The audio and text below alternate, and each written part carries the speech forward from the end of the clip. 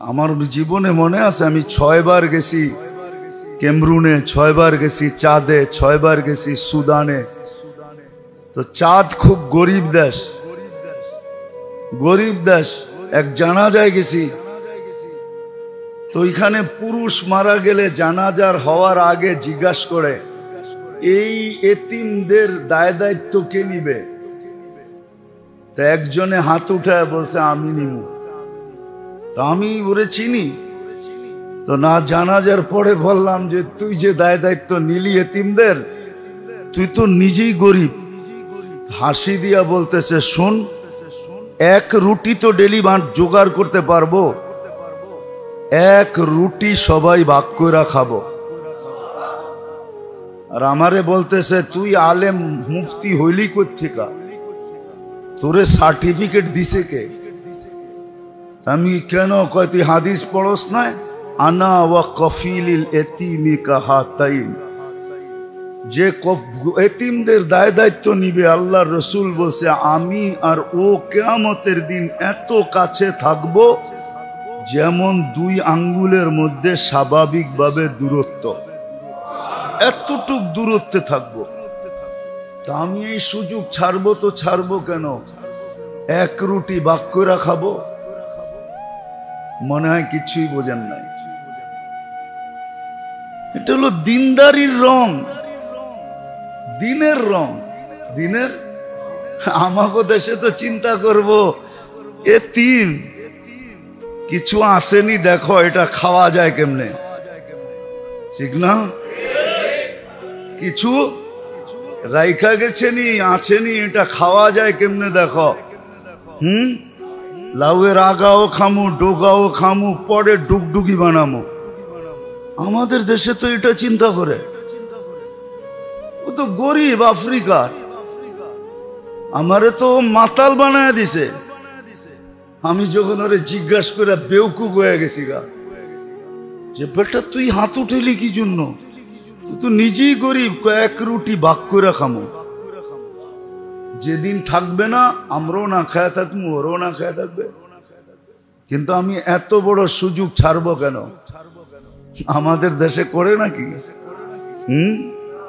হ্যাঁ, আরো যেটা বললাম ওইটাই চিন্তা করে, ঠিক না? তো যেটা বুঝাইতেছিলাম, আসেন বোঝেন, কাজে লাগান। দিনই কথা যখন দিলের ভিতরে ঢুকবে তখনই ভিতরে রং ছড়াবে। আর দিন যখন জিন্দেগিতে আসবে, দিনদারি যখন জীবনে আসবে, জীবনে প্রতিফলিত হবে, তখনই আল্লাহ রসুল সৃষ্টির কাছে আকর্ষণের পাত্র হবে, পাত্র হবে। তখন দুনিয়া কয়দিন থাকবেন এখানে? কে কয়দিন ছিল আর কে কয়দিন থাকবে? তাইলে কবি এত ব্যথা নিয়ে কোনোদিন লিখতেন না। কবি বড় ব্যথা নিয়ে লেখছে, যা শুনাইলাম আপনাদেরকে। বেশি দিন থাকবো না এখানে, চলে যেতে হবে, চলে যেতে হবে।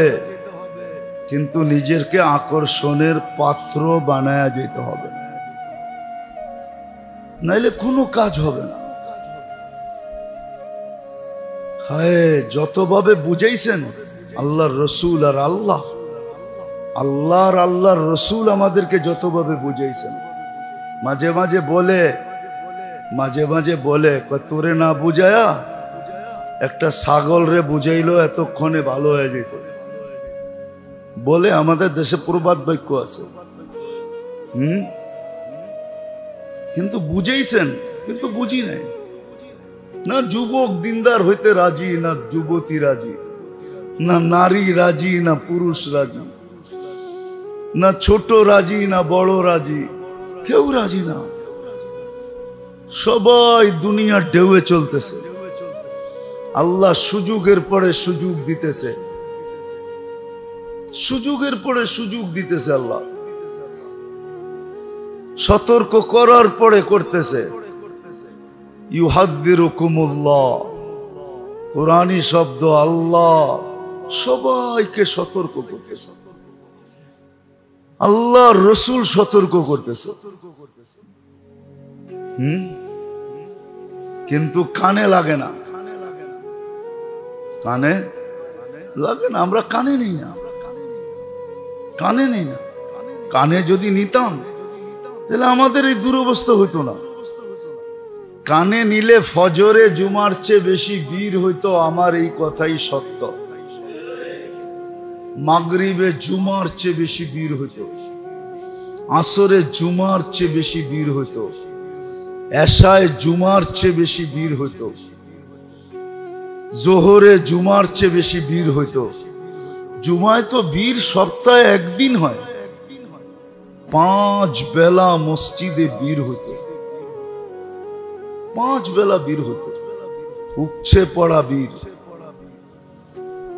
তাইলে এই মসজিদের এই দুরবস্থা হইতো না। আল্লাহর রসুলকে 1400 বছর আগে বলা যেতে হইতো না, ইদা উমিতাতিস সালাহ। ওই দিন আমার উম্মতের কি দুর্দশা হবে, যেই দিন সবার জীবন থেকে নামাজ মরা যাবে। আজকে 80% মুসলমানের জীবন থেকে নামাজ মরা গেছে। 80% মুসলমানের জীবন থেকে নামাজ মরা গেছে। 80% মুসলমানের জীবন থেকে নামাজ শেষ। ওই দিন কি অবস্থা হবে? কিছু কথা খুইলা বলতে মনে চায়, কিন্তু তারপরও বলি না। না বলতে বললেই কি বলা যায়? সব কথা বলতে বললেই বলা যায় না, এই জন্য বলি না। ওই দিন কি হবে? আজকে যে মুসলমানের দুরবস্থা, শুধু নামাজ মরা যাওয়ার কারণে।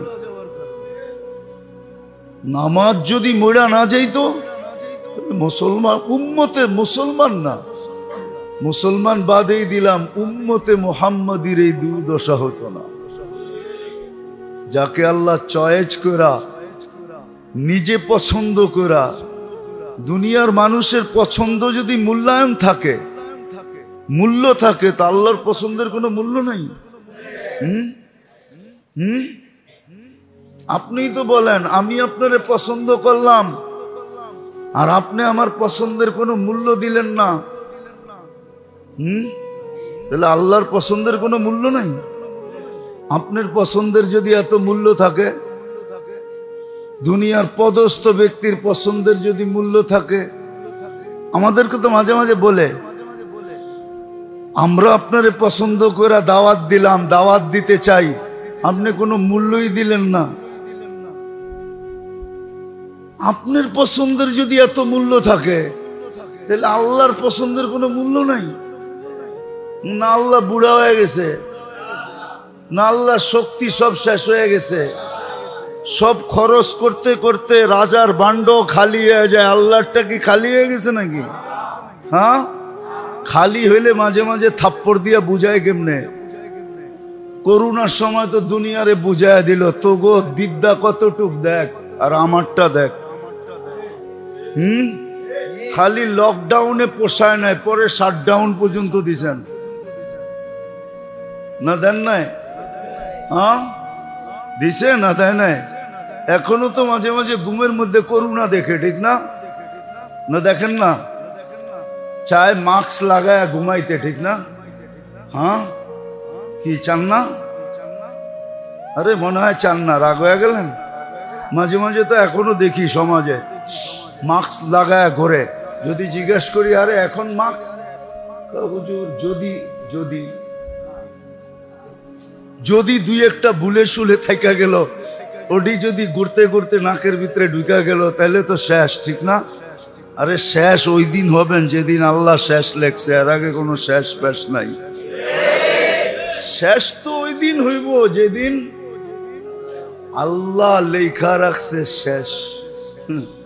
ওইটা বিশ্বাস বস্তিওয়ালারা করে, এই জন্য অ্যান্টিবডি আমাদের চেয়ে অনেক বেশি। কি বেশি না? অনেক। কে করোনার সময় তো মাইপা দেখলেন, তেজগাঁও বস্তিওয়ালাদের হইল 75 আর পাশে গুলশানওয়ালাদের হইল 65। 10ই ডিফারেন্স, ঠিক না? ওগো অ্যান্টিবডি আরো বেশি। আল্লাহ মাঝে মাঝে দেখায়। আল্লাহর পছন্দের কোনো দাম নাই। আল্লাহ আপনাকে উম্মতে মুহাম্মদী হিসাবে পছন্দ করছে। এই জন্যই আল্লাহ রসুল বলছে ওই দিন কি হবে, যেই দিন তোমাদের জীবন থেকে নামাজ চলে যাবে, নামাজ মরা যাবে। ইদা উমিতাতিস সালাহ কুবিলাতির রাশা ইউবাউদ্দিন বিআরদিন ইয়াসির মিনাদ দুনিয়া। তর্জমা করলাম না, তর্জমা ছাড়াই রইল। ওই দিন তোমাদের কি হবে, একটারই করলাম, যেদিন নামাজ থাকবে না। আজকে নামাজ নাই। আল্লাহ পছন্দ করলো উচ্ছে পড়া বীর থাকা উচিত ছিল, নাই আজকে। এই জন্যই দুরবস্থা, এই জন্যই দুরবস্থা। আমি তো বলি এই রমজানে আমি হেরেমে যতটুকু কানতে দেখছি, মনে হয় হেরেম মক্কা মদিনার মসজিদে নববী আর বাইতুল্লাহ 100 বৎসরের ভিতরে এত কান্না দেখে না। এই রমজানে ইমাম মুসল্লি যেই কান্না কানছে, কই কোনো কিছু তো দেখতেছি না। দুয়াশাই রয়ে যাইতেছে। ফিলিস্তিন নিয়ে কিছু দেখতেছেন? নতুন নতুন এক একটা ইস্যু আসতেছে, ফিলিস্তিন দামাচাপা হয়ে পড়া যেতেছে, কিচ্ছু হইতেছে না। কেন? সত্য এটাই। এই জন্য বলতেছি আল্লাহ সুযোগ দিতেছে, নিষেধ করতেছে। এই যে জিকওয়াদা শেষের পথে, যদি 17 তারিখে রোজা হয়, ঈদ হয় বাংলাদেশে আগামী মাসের 17 তারিখে ঈদ, যদি 17